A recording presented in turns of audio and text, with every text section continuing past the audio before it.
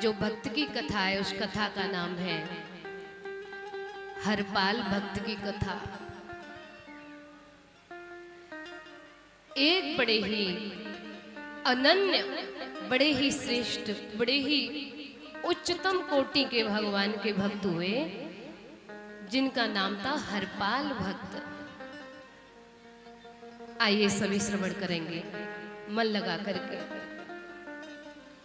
हरपाल भक्त भगवान के बहुत ही अनन्य भक्त थे, भगवान के अनन्य सेवक थे। भगवान के चरणों में उनकी अनन्य प्रीति थी। नित्य प्रतिदिन हरपाल भक्त भगवान के चरण कमलों की सेवा में लगे रहते, धर्म के आचरणों में लगे रहते थे। लेकिन हरपाल भक्त का विवाह नहीं हुआ। अब विवाह क्यों नहीं हुआ कि जैसे हरपाल भक्त थे वैसे ही कोई लड़की नहीं मिल रही थी। अब हरपाल भक्त विवाह तभी करें जब उनके जैसी कोई लड़की मिले, यानी कोई धर्मपरायण कोई बेटी मिले, जैसे वो भी भगवान की भक्त हो और धर्मात्मा हो, धर्म के प्रति आस्था रखती हो और सत्पुरुषों की सेवा करती हो। यानी कोई ऐसी लड़की नहीं मिल पाई आज तक, ऐसी सुयोग्य कन्या नहीं मिल पाई। बोले विवाह तभी करूंगा जब मेरे लायक ऐसी कोई कन्या मिल जाएगी। तो एक दिन क्या हुआ, हरपाल जी के एक बड़े ही प्रिय मित्र थे। तो वो हरपाल जी के पास में आए। हरपाल जी से कहने लगे, भैया आज तो बड़ा सुंदर समाचार हम तुम्हारे पास लेकर के आए। बोली क्या? कि भैया तेरे लायक एक बढ़िया सुयोग्य कन्या मिल गई है, सुगढ़ कन्या मिल गई है। बोले सुन, मुझे उसकी कोई सुंदर सा से मतलब नहीं है, कितनी सुगढ़ है कितनी सुंदर है उससे मतलब, तू ये बता उसमें गुण क्या है, कैसी भी हो, रंग रूप की कैसी हो, मुझे कोई रंग रूप से कुछ वो नहीं, लेकिन मुझे तो गुणवान कन्या चाहिए, धर्मपरायण कन्या चाहिए। वो बोला कि ऐसे ही तो बता रहा हूं तुम्हें। बोले बता। कि देख उस कन्या की एक शर्त है। जब मैंने वहां सुना, जब मैं उस नगर में गया, तो जैसे तेरी जिद है ना कि कोई भगवान की भक्त हो, कोई धर्मपरायण हो, साधु सेवा ऐसे करने वाली हो, वैसी ही मतलब वैसी मुझे कन्या चाहिए। ऐसे ही उस कन्या की शर्त है, और कन्या की शर्त ये है कि जो व्यक्ति रोजाना 1000 संतों को भोजन प्रसादी पवाता हो, मैं उसके साथ में विवाह करूंगी। ये उस कन्या की शर्त थी।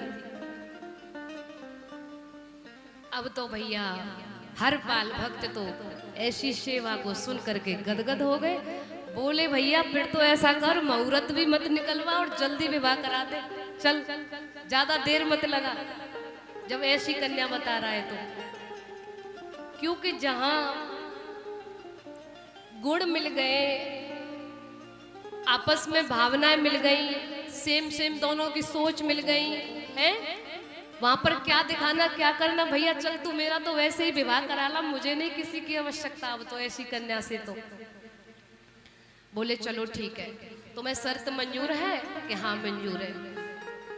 अब हरपाल भक्त को लेकर के और उसका मित्र पहुंच गया कन्या के पास में। बोले देखो मैं ये वर आपके लिए ढूंढ के लाया हूं, इनसे 2 मिनट बात करिए।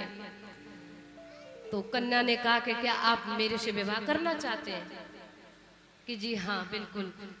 कि आपको मेरी शर्त मंजूर है? बोले कि हाँ बिल्कुल, मुझे बहुत जोर से आपकी शर्त मंजूर है। आपकी शर्त ये है कि मुझे 1000 संतों को रोजाना भोजन प्रसादी पवानी है। और सुनो, 1000 से ऊपर भले ही चले जाएं, लेकिन नीचे एक भी नहीं रहना चाहिए। अब तो महाराज बोले ठीक, मैं भी यही चाहता हूं। अब तो विवाह हो गया दोनों का, बहुत विधि विधान के साथ में दोनों का विवाह हो गया। विवाह हुआ दूसरे दिन से ही महाराज हरपाल भक्त की सेवा शुरू हो गई। अब रोजाना नित्य प्रतिदिन हरपाल भक्त जो हैं 1000 संतों को भोजन पवाते। और यही नहीं, किसी दिन 1100, किसी दिन 1200, 1400, 1500 ऐसे हो जाते थे, लेकिन 1000 से कम नहीं होते थे। अब ये सेवा चलती रही महाराज। इस सेवा को चलते चलते पूरा 1 वर्ष व्यतीत हो गया। कारण क्या था? अब क्या हुआ? अब हरपाल भक्त परेशान होने लगे। अब परेशान क्यों? हरपाल भक्त कुछ कमाते धमाते थे नहीं, आमदनी का कोई स्रोत नहीं था घर में। दादा परदादाओं की, पिताजी की पुरानी धन संपत्ति घर में रखी थी, तो उससे 1 वर्ष तक साधु सेवा चलती रही। अब तुम्हें पता है अपने पूर्वजों की संपत्ति पर भला कब तक कुछ लोग हैं कि भाई उसमें से खर्चा भी रोजाना हो रहा है और तुम्हारी भी आमदनी का कोई स्रोत है नहीं, और पूर्वजों की संपत्ति है वो सभी आपने अपने उसमें खर्चे में ले ली, और तुम कुछ कमाते नहीं हो, तो बताओ फिर क्या होगा? अब तो धीरे धीरे करके धन जो है समाप्त होने लगा। जब सारा धन समाप्त हो गया, अब हरपाल भक्त कह रहे कि मैंने संकल्प लिया था अपनी पत्नी से कि मैं रोजाना 1000 साधुओं को भोजन पवाऊंगा, और अब मेरे पास में धन की कोई व्यवस्था है नहीं, कमाता धमाता मैं कुछ हूं नहीं, भगवान अब क्या करूं मैं? अब तो बोले चलो कुछ भी करना पड़े मुझे, लेकिन साधु सेवा बंद नहीं होनी चाहिए। अब हरपाल भक्त ने क्या काम किया कि चोरी करना प्रारंभ कर दिया। अब चोरी किसकी करते? बोले गांव में जाते तो किसी का धनवन नहीं लेते थे, रात में रसोई घर में घुसे, चावल उठाए, नमक मिर्च मसाले उठाए, आटा दाल इत्यादि लिए, और महाराज पूरा राशन बांध करके और चल दिए। धीरे धीरे करके सारे नगर में से, प्रत्येक प्राणी के रसोई में से राशन गायब होने लगा। बोले भैया अब तो नगर की पंचायत लगी। बोले भैया नगर में कोई राशन चोर आया है। बोले पैसों से धन से तो हाथ नहीं लगाता, लेकिन वो तो राशन की चोरी कर रहा है, बताओ। सुबह होता है तो ना घर में आटा दाल मिलते हैं, ना नमक मिर्च मसाले, कुछ भी नहीं मिलता है। भैया बड़ा ही अजीब चोर आया है ये तो। अब महाराज बोले इसे ढूंढो। अब हरपाल भक्त के कान में भनक लग गई कि गांव वालों को पता हो गया है, और सभी अब जागते रहे अपने अपने घर पे, सभी अब रखवाली करने लगे। बोले भाई अभी ये तो और गड़बड़ काम हो गया। अब तो सभी अपने अपने रसोई घर की सुरक्षा करने लगे, सभी को पता हो गया। तो हरपाल भक्त बोले चलो छोड़ो कोई बात नहीं, अब मैं दूसरी कोई मार्ग अपनाता हूँ। गांव के थोड़े दूर हट करके एक जंगल था, और वहां के आने जाने की रास्ताएं थी, कभी कभारा एक आध आदमी आता जाता निकलता रहता था वहां पर। हरपाल भक्त आराम से वहां चुपचाप एकांत में बैठ जाते, और जो भी कोई व्यक्ति आता आकर के थोड़े बहुत पैसे धन इत्यादि लूट लेते, और महाराज उससे साधु सेवा चलती रही। तो पहले तो गांव वालों का राशन चुरा चुरा के सेवा में लगाया, साधु सेवा की, भोजन पवाया, लेकिन सेवा बंद नहीं हुई। अब क्या करते हैं कि अब लोगों को लूटने लगे। बोले भैया अब तो ऐसा हो गया है, अब तो नाम उजागर में आ गया कि भैया एक ऐसे कोई हरपाल है ना, ये चोरी करता है, ये बेशक साधुओं की सेवा करता है, लेकिन बताओ ये तो चोरी करने लगा है, किसी ने पकड़ लिया। अब हरपाल भक्त बड़े दुखी रहते हैं, बोलते हैं हे प्रभु क्या करूं, मेरा तो संकल्प ही टूट जाएगा, मैं कमाता धमाता कुछ हूं नहीं, कहाँ से इतने सारे साधु संतों की भोजन प्रसादी की व्यवस्था करूं, कोई न कोई तो प्रभु मेरा साथ दो, कोई न कोई मार्गदर्शन करो। भगवान से प्रार्थना कर रहा है। तब कहते हैं न जाने कौन से गुड़पल दयानिधि रीझ जाते हैं।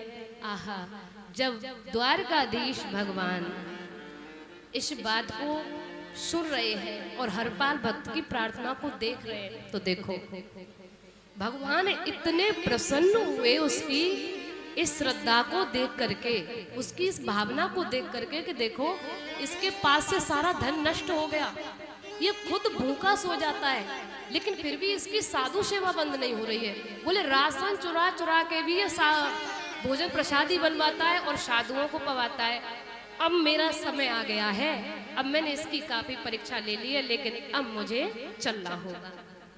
तभी महाराज द्वारकाधीश भगवान सुंदर से सेठ बन गए, बड़े सुंदर बढ़िया सफेद कलर के वस्त्र पहने, और जब सफेद कलर के वस्त्र पहने अब भगवान सजने लगे।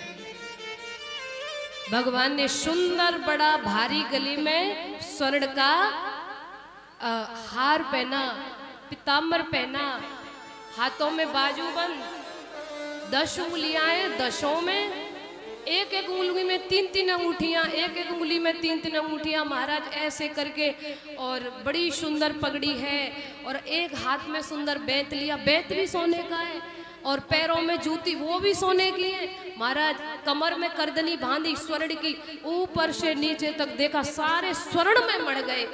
और रुक्मिणी जी आई, और रुक्मिणी मैया बोली प्रभु इतने सुंदर सेठ साहूकार बन के आज कहाँ जा रहे हो, बड़े सुंदर लग रहे हो। बोले कुछ नहीं, एक भक्त के पास जा रहा हूँ, एक भक्त को दर्शन देने के लिए। तो लक्ष्मी मैया बोली कि मैं भी चलूंगी। भगवान ने कहा नहीं देवी आप नहीं, मुझे ही चलने दो। मैया बोली नहीं, देखो मैं तो आपके साथ जरूर चलूंगी आपके भक्त से मिलने के लिए।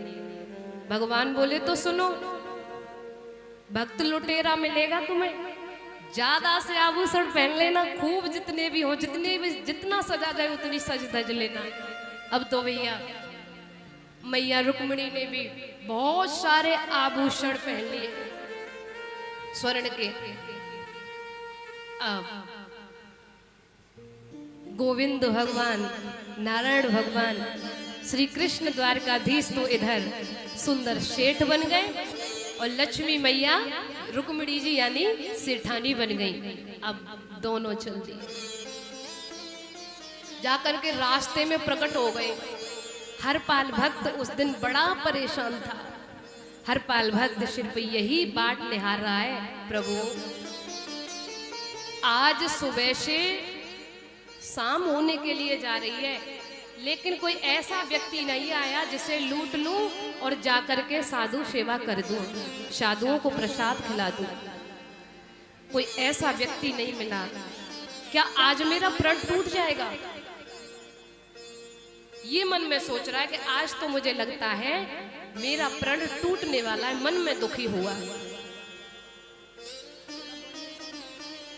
महाराज तभी ये सोच रहा है, इतने में तो दूर से और सेठ सेठानी दिख गए महाराज, खूब इतने सारे आभूषण पहने हुए हैं। हरपाल भक्त बोला ये तो 10 साल के भंडारे की व्यवस्था चली आ रही है सामने से,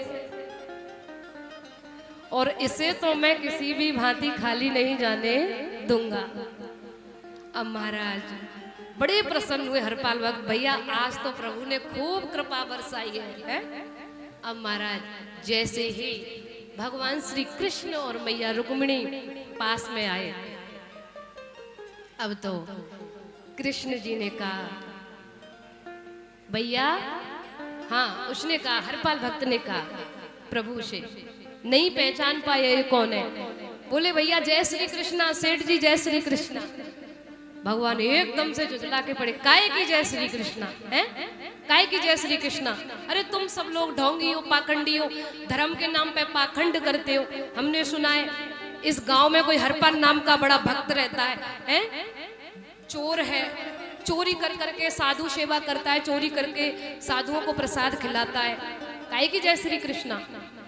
भैया हरपाल तो भगवान का भक्त था, जैसे ही प्रभु हरपाल के ऊपर झुझलाए, हरपाल बोला बेटा आज तो तेरी खैर नहीं, तब से तो एक आध अंगूठी हाथ में छोड़ भी देता, लेकिन अब छोड़ने वाला नहीं हूं। जय श्री कृष्णा नहीं बोला इसने, तो बताओ मेरा कितना बड़ा अपमान किया। अब बोले हरपाल जी, हाँ आप कह तो सही रहे हो, इस गांव में एक हरपाल नाम का भक्त रहता है, चोरी भी करता है, वो लोगों को लूटता है। लेकिन सुनो, हर एक आदमी एक जैसा नहीं होता। बोले फिर तुम कौन हो? बोले मैं तो यहाँ इसलिए बैठा रहता हूँ भैया, आप जैसे कोई एक आध व्यक्ति आते हैं, कोई रास्ता भटक जाता है तो मैं उन्हें रास्ता दिखला देता हूँ, इसलिए मैं तो बैठा रहता हूँ। कोई कुछ मुझे दे जाता है तो अपना पेट पालन कर लेता हूँ, बस मेरा तो ये काम है। बोले अच्छा, और सुनो, मैं तुम्हें भी इस रास्ते से निकाल दूंगा। इस बियाबान जंगल में होकर के, बीच में होके एक ऐसी रास्ता है जिससे तुम हरपाल नाम के चोर से बच जाओगे और वो तुम्हें लूटने नहीं पाएगा। ये गांव साइड में हट जाएगा। इसलिए सुनो, मैं तुम्हें निकाल तो दूंगा, लेकिन मुझे थोड़ा सा तुम कुछ दे दीजिए, मेरे बच्चे घर पे भूखे बैठे हैं। अब भगवान ने 5 स्वर्ण के सिक्के दे दिए निकाल करके। बोले ले जाओ, लेकिन जल्दी आना। बोले ठीक है जल्दी आऊंगा। अब ले करके हरपाल भक्त चल दिया। अपनी धर्म पत्नी से कह रहा है, लो तुम इन्हें पुनः बेच करके राशन इत्यादि खरीद के लाओ और संतों को भोजन पवाओ। बोले तुम कहाँ जा रहे हो? बोले मैं जा रहा हूँ, अगर साधु पूछे कि हरपाल कहाँ है तो कह देना तुम्हारे कम से कम 10-15 साल के भंडारे की व्यवस्था करने गए हैं। अब हरपाल पहुंच गया और पहुंच करके बोला, आ जाओ मेरे पीछे पीछे आ जाओ। भगवान बड़े प्रसन्न हो रहे हैं। क्या लीला है प्रभु की, क्या अनंत कृपा है, क्या महिमा है, कैसे कैसे न जाने खेल खेलते हैं। इसलिए जब भी कोई व्यक्ति हमें मिले, हमारे द्वारे पे चल करके आए, वो हमारा सबसे बड़ा देवता, एक परमात्मा के समान होता है, एक अतिथि होता है। तुम्हारा बैरी ही क्यों ना हो, दुश्मन ही क्यों ना हो, अपने दरवाजे पर आए हुए अतिथि का कभी भी अपमान नहीं करना चाहिए। कोई पता नहीं अपने भक्तों की परीक्षा लेने के लिए नारायण किस रूप में आ जाएं। इसलिए कभी भी किसी भी व्यक्ति का हमें अनिष्ट नहीं करना चाहिए। महाराज अब हरपाल भक्त आगे आगे और प्रभु पीछे पीछे, वो बियाबान जंगल में ले गया। अब भगवान कह रहे, भैया ऐसी कौन सी रास्ता है, तू जंगल में अंदर ले ही जा रहा है। बोले आ जाओ, बस थोड़ी दूर और रह गई है। जैसे ही बीच जंगल में जाकर के पहुंचा और मुड़ करके जवाब दिया और एक बड़ा सा हथियार निकाल लिया पोटली में से और कह रहा है अब यहीं ठहर जाओ। अब भगवान तो कांपने लगे भक्त के सामने। भगवान बोल, भैया ये क्या तरीका है तेरा, है ये तू क्या कर रहा है भैया, हथियार लेकर के हमारे सामने खड़ा है, क्या करना चाहता है? बोला मैं ही हरपाल हूं।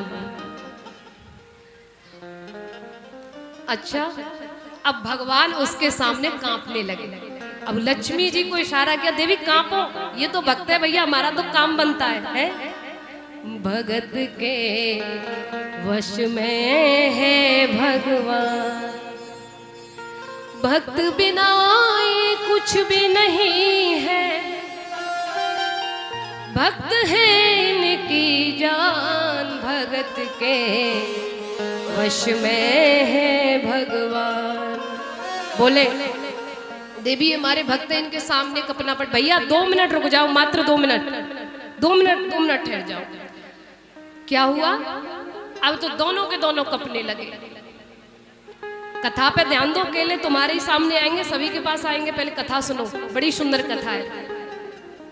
अब पोटली कपड़ा बिछा लिया और बोला एक एक सामान को चुपचाप उतार के इस कपड़े पे रख दो एक ही बार में, दोनों के दोनों। जय श्री कृष्णा नहीं बोला था ना, चलो जल्दी जल्दी उतार के रखो। भगवान ने तो अब भगवान तो लाए थे हरपाल भक्त के लिए, सज धज के इसलिए आए थे कि ये मुझे सारा सामान हरपाल को देना है। अब महाराज सारे आभूषण इत्यादि सब कुछ उतार के रख दिया। एक अंगुली में एक अंगूठी रह गई। भगवान बोले इसे उतारो। अब वो हरपाल बोला इसे उतारो। तो भगवान बोले देख भैया, ये बहुत दिन पहले की अंगूठी है मेरे हाथ में, ये कभी उतरती नहीं है। बोले उतरती नहीं है, सुनो, तुम जैसे आता ताई की तुम्हें हाथ में एक अंगूठी भी नहीं छोड़ूंगा या मुझे कुछ भी करना पड़े। जब मैंने जय श्री कृष्णा नहीं बोला था ना, आपने मेरे ऊपर झुझला के पड़े थे, तो इसका दंड भी मिलके रहेगा। तुमसे नहीं उतरती तो लाओ मैं खुद उतार लूंगा। और तभी एक बड़ा सा चाकू लिया हरपाल भक्त ने और भगवान की उंगली को जैसे पकड़ा। बोले हमें इस उंगली को अभी काटते हैं, तो अंगूठी, बोले इससे तो कम से कम 7 दिन की भोजन प्रसादी की व्यवस्था होगी, इसे कैसे छोड़ दूं मैं। जैसे ही एकदम से चाकू उछाला, द्वारकाधीश भगवान साक्षात रूप में आकर के भक्त के सामने प्रकट हो जाते हैं। गोविंद भगवान की। अब जैसे ही द्वारकाधीश भगवान और माता रुक्मिणी को देखा, अब हरपाल कांपने लगा, थर थर कांपा, चरणों में गिर गया। त्राहि माम प्रभु, त्राहि माम, हे प्रभु ये कैसी परीक्षा।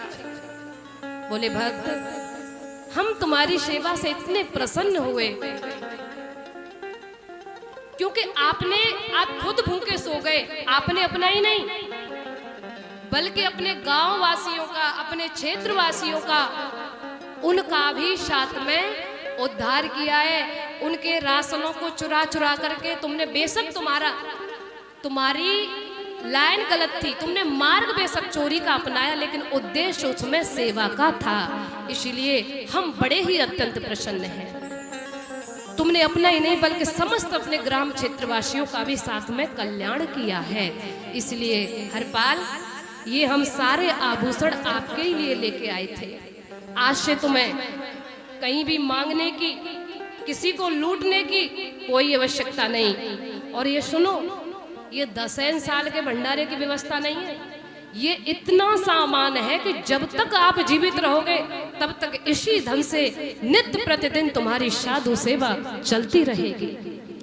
महाराज हरपाल हाथ जोड़ के कहने लगा, प्रभु मेरे ऊपर इतनी आपने कृपा की है, लेकिन परमेश्वर ये जो रास्ता अपनाया था, ये मेरी धर्मपत्नी ने अपनाया था, उसका ही ये प्रण था। इसलिए मैं चाहता हूं कि आप चल करके मेरी धर्मपत्नी को एक बार दर्शन दें। तभी भगवान नारायण छोटे से शिशु बन जाते हैं और मैया रुक्मिणी जो है छोटी सी कन्या। और उधर देखिए कि भक्त अपने भगवान को गोद में लेकर के जा रहा है। भक्ति में कितनी बड़ी शक्ति होती है, जो चाहे वो कर सकता है एक भक्त। जैसे गोद में लेकर के चला और दरवाजे पर आवाज लगाई, अरे देवी देख आज कौन पधारा है हमारे द्वारे पे। देवी ने देखा ये तो कोई नन्हे नन्हे बालक है। बोले ये बालक नहीं है, ये जगत पालनहार है। तभी भगवान पुनः अपने रूप में आके प्रकट हुए और हरपाल भक्त की धर्मपत्नी को दर्शन दिए भगवान ने, दोनों को पुनः आशीर्वाद दिया। इस कथा से, ऐसी कथाओं से श्रवण करने से हमें प्राप्त होता है कि हमेशा मनुष्य को धर्म के आचरण में लगे रहे। कोई पता नहीं, देखो कैसे हरपाल भक्त की सेवा से ही भगवान रीझ गए, प्रसन्न हो गए। प्रेम से बोलेंगे गोविंद भगवान की जय। जय श्री राधे श्याम। आइए